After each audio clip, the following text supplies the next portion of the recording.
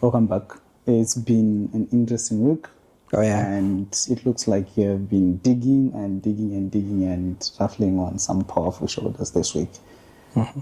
And wow, Tatinda Mavetera's article. Yes. The latest investigation, It's something else. And I was amazed. Well done. Good job. But yeah, I have a question for you.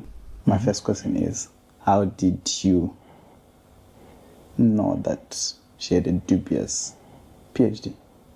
Okay, so in Tatinda Mavetera's case, we're going to have to split it into the doctorate that she's doing, right, at MSU, the PhD itself, and the honorary doctorate that she was given. So how did I know how that should affect doctorate? Well, in July, the High Court of Zimbabwe issues a judgment calling on an institution called the International Institute of Philanthropy to stop awarding honorary doctorates and to publicly revoke them and withdraw them. The IPP itself has been in the news for several years, with people like Oliver Mtukudzi, with people like Prophetess Ruth Makandiwa, and a lot of prominent people, James Makamba. They've been dishing out these awards yearly. And in recent times, I think they gave one to Delish Nguaya, for example. So the institution itself, after that High Court ruling, we then knew that anybody who has that award, it's bogus. And to the credit of other people, there are people like Barnabas Marambire, for instance, when he is told by us while we're investigating that, look, do you know that the doctor title you're using, this institution is bogus? Marambire says, you know what, I didn't know, I now know, thanks for showing me, I'm going to drop the title, I'll change my Facebook to make sure that I no longer use the title, I was duped.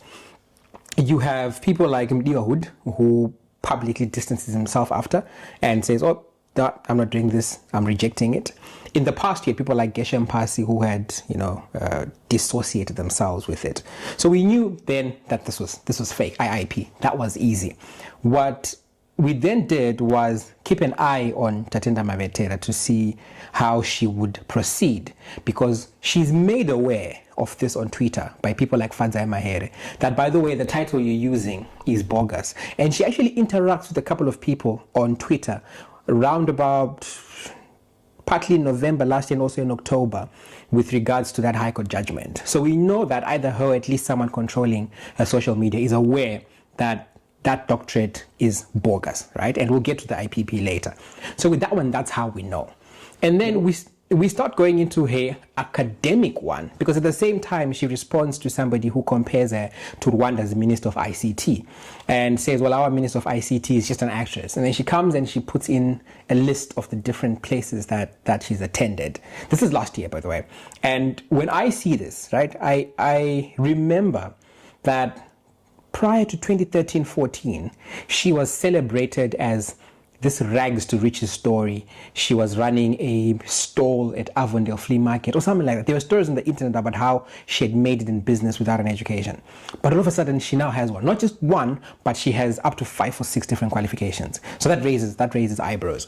And then we obviously start with the most high-profile one, which is she actually a candidate at MSU? Is she doing a PhD at MSU? We go down that road, and immediately we start to run into problems. Nobody quite knows when she's registered as a full-time student, or is she part-time, how long should a course be. Normally, a PhD should be completed within 4 to 5 years. We get conflicting information about when did she enroll, when did she not enroll. And then along the way, we then stumble into the bombshell, which is we find this academic in Mutare after a tip-off from a colleague who says, her supervisor is interacting with someone in Mutare and they are the ones that are actually submitting work. And this colleague then has an instance where the supervisor is on the phone speaking to the supposed person in Mutare saying, how far shall you PhD, minister? And immediately we say, academic fraud. That's beyond plagiarism. That is getting somebody else to study a course and you get the certificate. That is clearly unethical. It's illegal. It's academic fraud. So that's how we find out, and that's how we then know about Mavetera. So you've got the honorary doctorate. That is bogus. It's issued by IIP, a bogus institution, which is led by a petty criminal. And then you have her MSU PhD, which has got lots of questions. In dialogue with an emissary, for instance, she at first says to the emissary, right? The emissary says, well, there's a chance that this girl was editing, just helping her edit. And we say, again, that's frowned upon. Why is somebody else editing a work? But from the evidence we've seen, this is more than just editing, because if it's only editing, then this person interacts with the minister. But you have an interaction between Mavetera's supervisor at MSU and the academic in Mtare. Before we delve deep into the MSU issue, her doctorate was not issued by IPP, but rather International Women's University. Mm-hmm. So, the International Women's University is neither registered in Zimbabwe nor accredited, right? There is confusion because Zimbabwe has a women's university in Africa. Incredibly, this is mind-blowing, Mavetera supposedly has a degree from the real women's university in Africa. So the IWU is this institution that when you look them up there, supposedly, I think it was Indonesia or something like that. And IIP supposedly has an affiliation with this IWU. But Zimche, in its arguments in court, says, well, IWU doesn't have a presence here in Zimbabwe. It's neither registered with Zimche, it's neither compliant with the registration requirements. Instead, it has this affiliation with the International Institute of Philanthropy. And that's where the biggest problem is, because the IIP itself has no legal standing in Zimbabwe to confer any kind of, academic award or honorary or otherwise.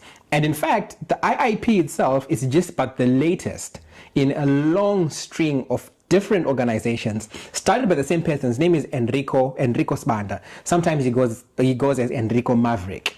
And he appears in a lot of these little dubious organizations, IIP or PIZ, Philanthropic Institute of Zimbabwe, or the Maverick University, supposedly named after himself.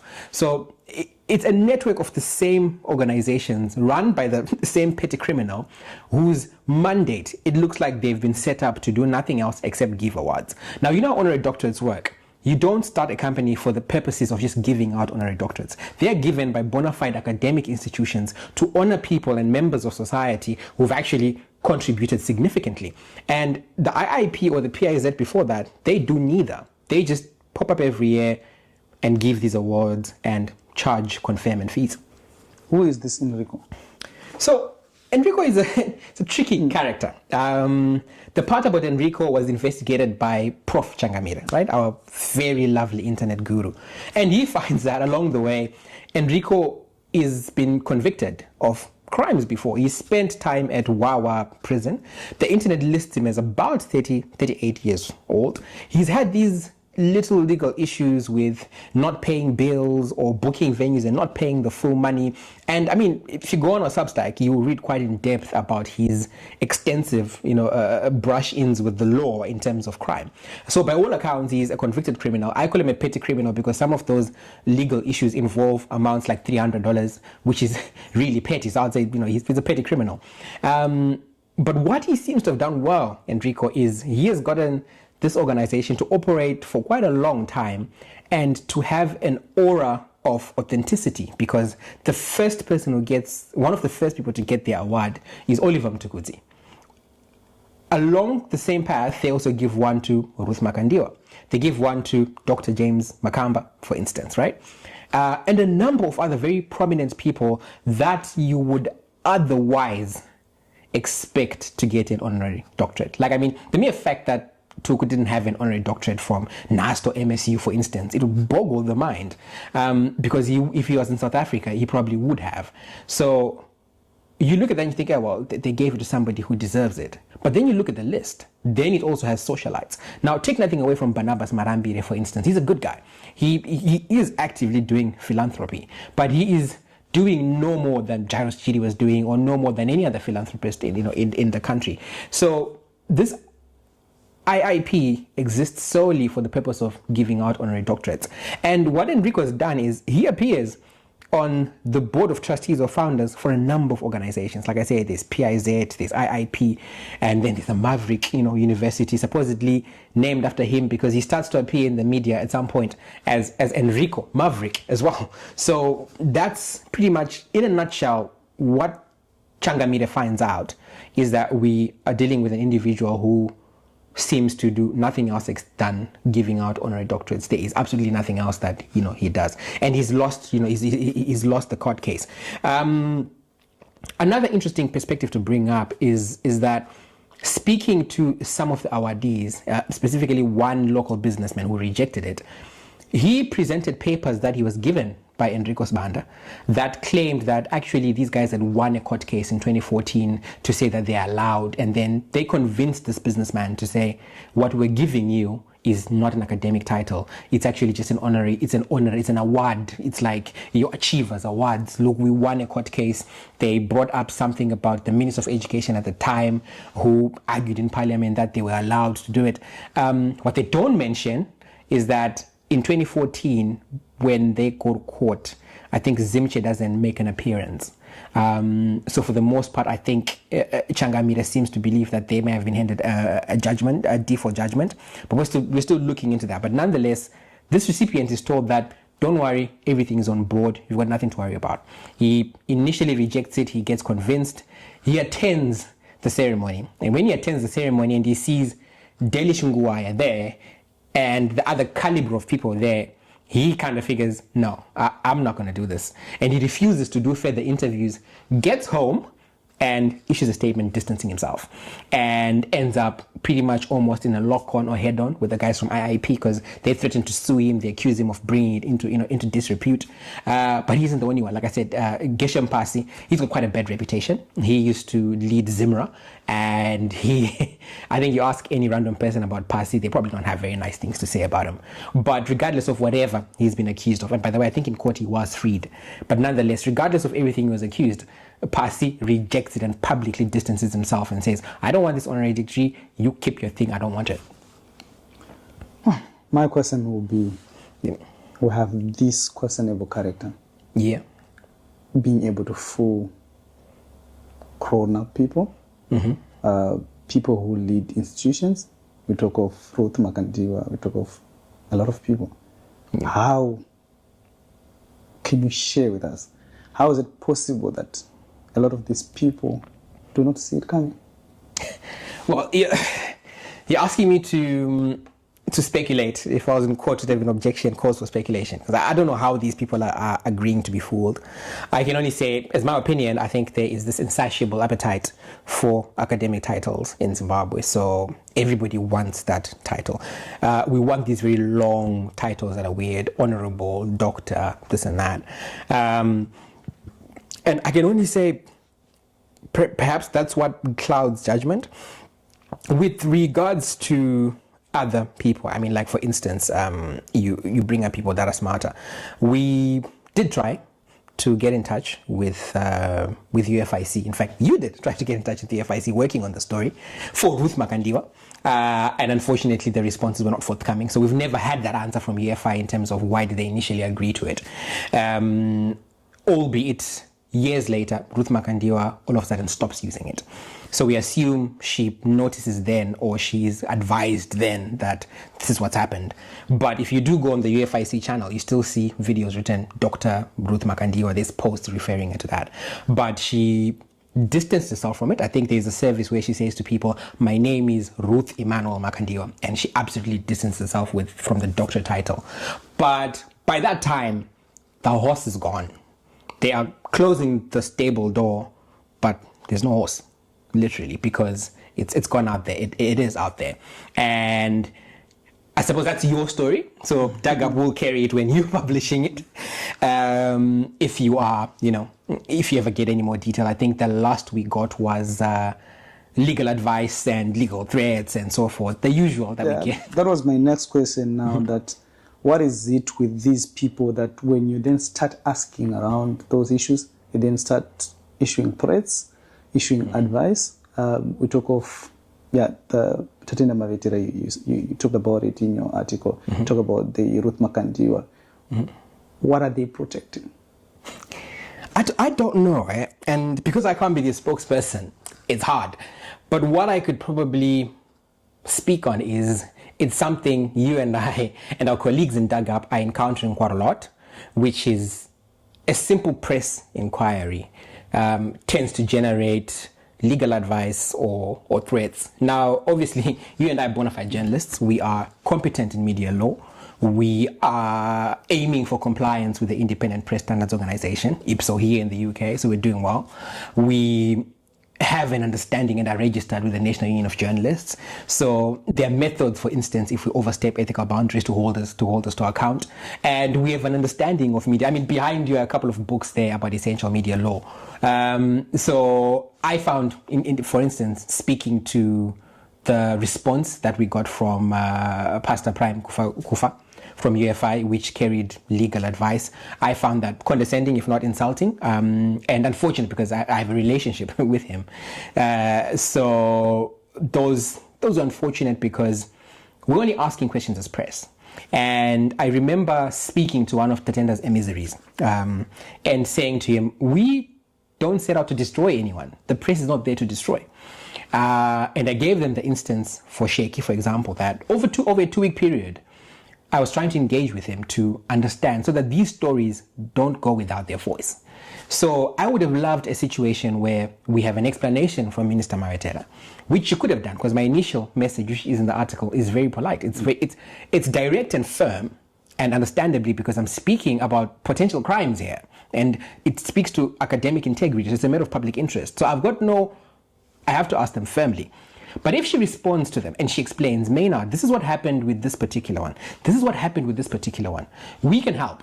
Because, ultimately, one thing that sometimes sucks, and excuse my language, is that with Magaya, but you still get that nagging feeling that there's somebody else behind this, the orchestrator. And I think Minister Mavetera could have given us the orchestrators, like what happened with Enrico. How much did you pay? Where did you pay? Right? How much were the fees? And he would have been the center of that article. Think of, for instance, Mutare academic, right? Under normal circumstances, we blast that person too. But they've been extremely helpful in getting us information. And you look at it and you think, if you help us get to the kingpin, we don't necessarily have to include you in the story. But unfortunately, the response is, it's almost always threats. And I don't know if that goes back to the culture that we have in Zimbabwe of like you give any particular Zimbabwean authority over the other, the first thing they want to do is, I can ruin you, I can do this to you, I can do that to you. And that's unfortunate. And I suppose in part there is always that feeling that if I know people, in Minister Mavetera's case, she knows a very celebrated internet guru who is a brother, but maybe she may be banking on that he can be used to attack our platforms. You have your suspicions that one of your platforms is persistently under attack by people sponsored to take stories down. So maybe there's that confidence that they feel that they can do more and they can see this thing through. Well, and you talked about her coming through to tell you what really happened. And don't you think that if she did that, she would be agreeing to committing academic fraud? I think that one had sailed, and there's no way that she could run away from it, right? And I say this because if you look at the response from MSU, and I read it again after the story went out, and realized that even though I say in the story they refused to answer about whether they should face any sanctions, I think the last paragraph, which speaks to the other matters fall under data protection and privacy laws, I think the university is noticing that, well, there's a problem here. And maybe they are sanctioning her but don't want to make it public. Going back to the question, what I'm trying to drive at is that we have this instance, Panashe, where a registered student, fully enrolled, has accepted a bogus academic award and continued to use it. As we're recording this today, yes, there's a poster by the Ministry of ICT where Tatenda is speaking at an event about innovation and she's being addressed as Dr. Mavetera today. So she's persisting to use that title despite a High Court order in July. And the university has to take action because this person is bringing the academy into disrepute. And where I went to university at Nottingham Trent, if you were even remotely suspected of being engaged in any form of academic malpractice, even not related to your course, they would deregister you, right? Boipelo recalls a situation with a very prominent person who says to me, can you help me? I'm trying to do like a PhD. Help me find a place that can give me an accelerated program. And also help, like when I register, can you help me like in terms of which topics I can use? And I flat out say to him, there's no amount of money available that can convince me to assist you, because what you're assisting me essentially is to find ways of helping you cut corners, and I can't do that. And straight from that, you wanna guess what I did? I went to my university and I had to write them an email. Okay. I've been approached by this person who's asking me to participate in academic fraud. I've rejected the advances. Here's the proof. I thought I would disclose. That's what an ethical academic does. So MSU definitely has a lot of questions to answer, even though they've ducked them for now. So her coming to me wouldn't have made a situation worse, because the situation is worse as it is. And at some point, MSU will owe the public answers about, have they investigated her? Because the proof is right there. The High Court judgment is public. Those posters are public. And that's an issue. I can understand her trying to run away from the Mutare academic who's helped her, write, submit stuff, who's in contact with the supervisor. But we always say you have a chance by providing a statement which either provides a contradiction or an explanation. You have a chance to have your side of the story told. And that door will always be open for Minister Mavetera. She can always come anytime and demand that I want you to write, this is my statement, and we'll write it. Yeah, Mawan. So yeah, going forward, what's the legal and political consequences for Mavetera's? Well, the legal consequences, Derbyshire Police have opened a criminal case against her because of the threats. I had to do that. Like I said, I believe in full disclosure. So I've let them know they've opened a case. They've given us a crime reference number. She is outside of the scope of them getting her. But if she did ever travel to the UK, there would be a very keen interest to speak to her for her to explain her threats, because this is a person who has the power and the capacity to find me. The UK has an electoral roll which is public. So if somebody wanted to find my address, it doesn't take them too long, nor does it cost them much. I think it's £6. So she can get my address anytime. She has associates, employees. Like I said, we've met her technical guy who is here in the UK. So she can get to me at any point, at any time. There's been insinuations that she knows where to find my family members in Zimbabwe. So I have no doubt that she can get to me. So I've reported to Derbyshire Police. I meant to talk to the NUJ again today regarding how this is going to proceed. I think they're going to take it up with the CPJ. I'm trying to report the matter to police, to police, Zimbabwean police, which is something that I need to do. Whether that arrives in tangible legal consequences now or in the future, nobody knows. Politically, she's been able to say, this is a hit piece. It's people that are against 2030. I'm carefully informed, can't name by who, that is what she mentioned to the president. That look, I'm also under attack because I'm supporting 2030 and the like. Of course, that doesn't really. I don't think it sells, because the ultimate question would be, Minister, is your IIP honorary doctorate legitimate? It is not. I'm hoping there's also a consequence of accountability, because the website of the government, of the Minister of ICT, is claiming she's a doctor, she has a doctorate. That's unacceptable. That is on a .gov.zw domain. It's one thing to see something on iharare.com or on Pindula, for instance, and take nothing away from Pindula. But to have an authoritative domain like a .gov.zw helping spread what is effectively a hoax is unacceptable. Heads have to roll, and the people at the Minister of ICT should explain who told them to write that she was a doctor. The other stuff in terms of where this goes, it's really difficult, because the political field in Zimbabwe it's unpredictable. Sometimes people pay for their crimes, sometimes they don't. Sheikh Timbura is still an MP. The Parliament of Zimbabwe has not responded to our inquiries in terms of which CV did he submit to you guys. Magaya, the last we heard, Zach was investigating him, but there hasn't been much progress on that front. So we do live in a country where, unfortunately, even when you expose like this, there's not always a guarantee that there'll be consequences. Perhaps the only thing would be if the university doesn't play ball, we might follow up with other institutions that recognize their qualifications. Because if MSU is allowing academic fraud, and there's a chance, like even a remote chance, that people are getting degrees from MSU, but they're not the ones studying for them, that means universities world over should really not accept their degrees, because you just don't know who has the degree and who studied for it. And before we go, yeah, we talked about Sheikh Mavetera and... Sheikh Mavetera. Sorry. Am I missing something? Sheikh Timbura.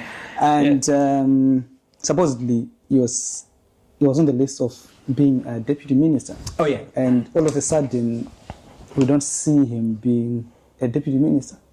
Yeah. 2 days ago, a number of young deputy ministers were installed. Yes. Yeah. So my understanding at Dug Up is that Sheikh would have been made a deputy minister before those revelations that his PhD is fake. It doesn't mean he won't be a deputy minister in future, but that is our understanding from what we've investigated and we've been told quite confidently. What I can suppose share with the general public so that people don't feel, and this is from as high as you can go when it comes to who leads the country, is that there is an appetite to root out academic fraud. They absolutely do not tolerate these fake degrees and these fake stories. And again, without naming who, but like I said, this is as close to the powers that be as you can be.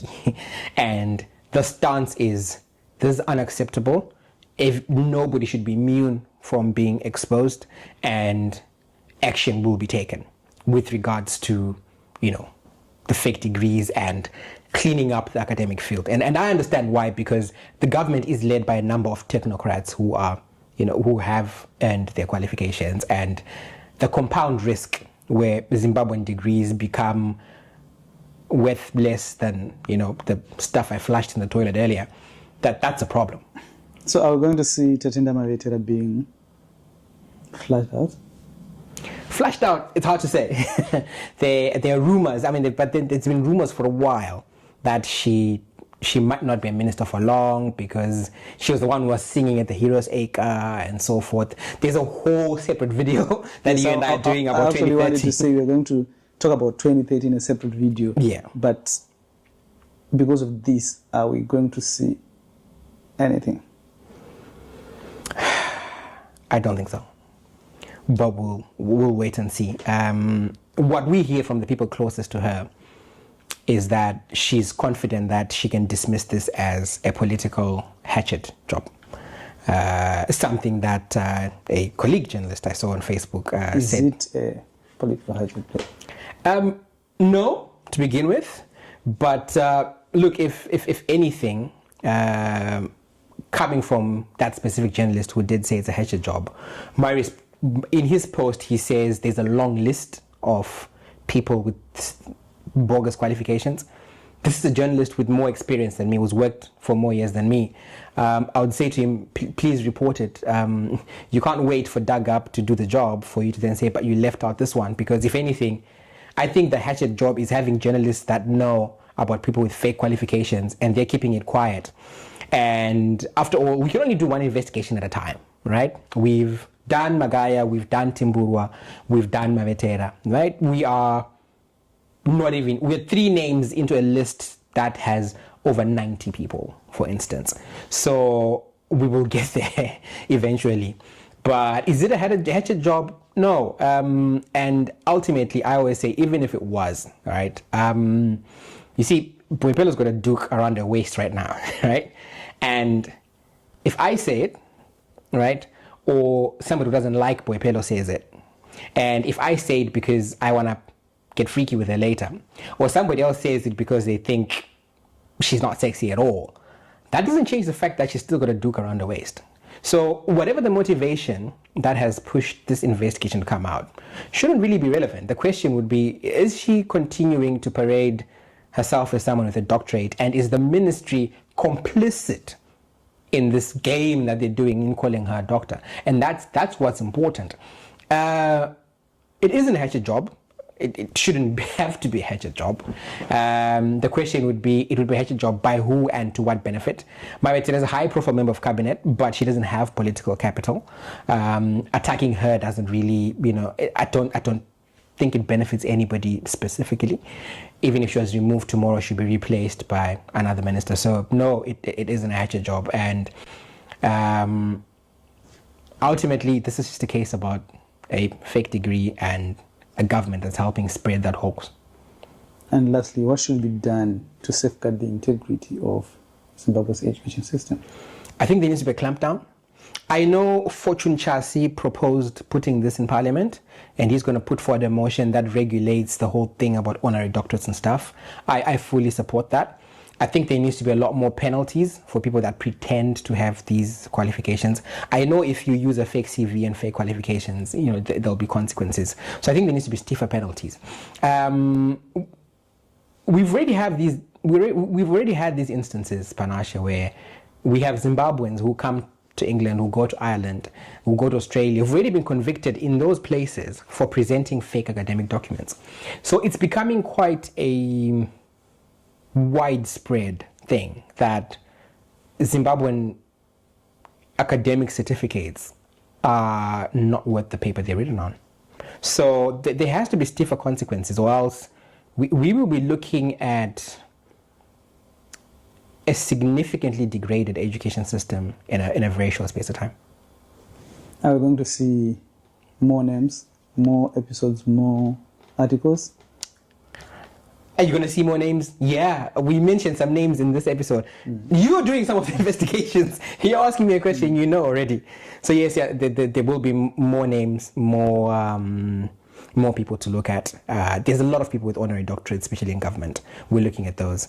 There are a lot of people with fake qualifications. We're looking at those. But I will say what I've said to people for the longest, Panashe. Investigations take time. They take money, right? We have a part 2 on Mavetera because we are going deep into her bachelor's degree and her other qualifications.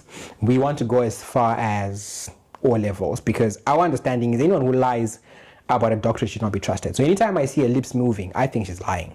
So I need to go and find out everything about even her first degree. So she's definitely next. But you ask, what are the names that we're looking at? Well, we've mentioned some names in this episode, and we still need to get to the bottom of it. What we've mentioned are the facts that we know, for instance. So we've got people that received the stuff from IIP. But there are people who've received some stuff from universities in Philippines, in Malaysia, universities in Dubai. You were working on a story about someone with qualifications from Dubai. And since the Maguire issue came out, people are scrambling to delete things from the internet. And Zimbabwe has one internet guru that you and I know, who assists people in getting rid of that stuff. So we then have to go to the Internet Archive to get rid of these things.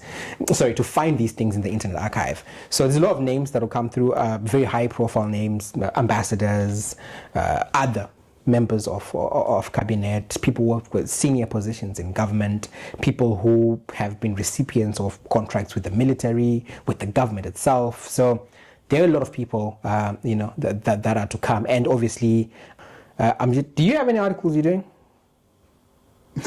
There's no camera facing you. No. Okay. But yeah, lastly, are you not afraid?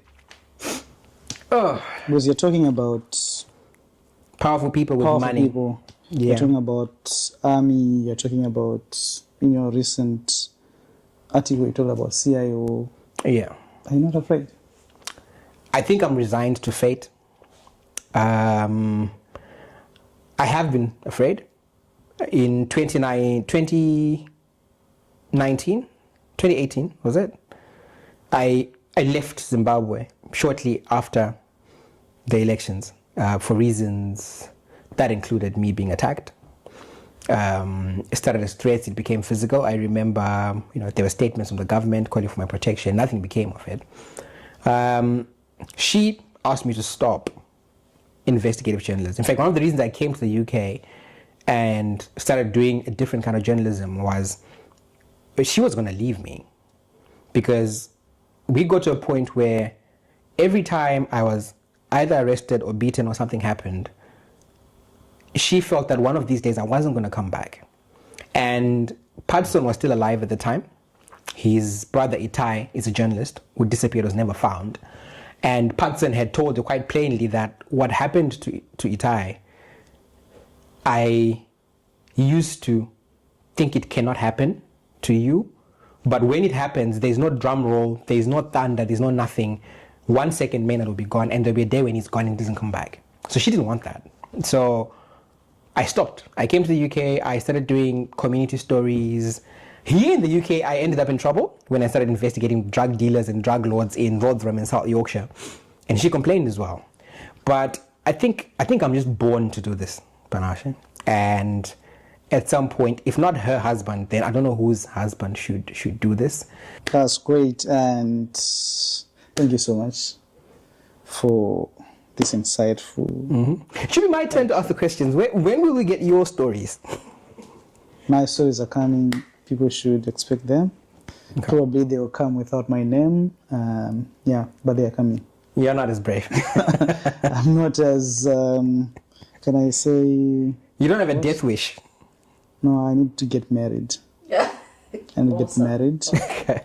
Yes, and have kids. So you have kids, you have a wife and a beautiful family. So let me have kids as well and have a family, and then I can think of dying. But I'm not thinking of dying anytime soon. Okay. So, but they're coming, and they're coming. Thank you so much. So thank you guys for tuning in. We'll see you again in a couple of days. So cheers.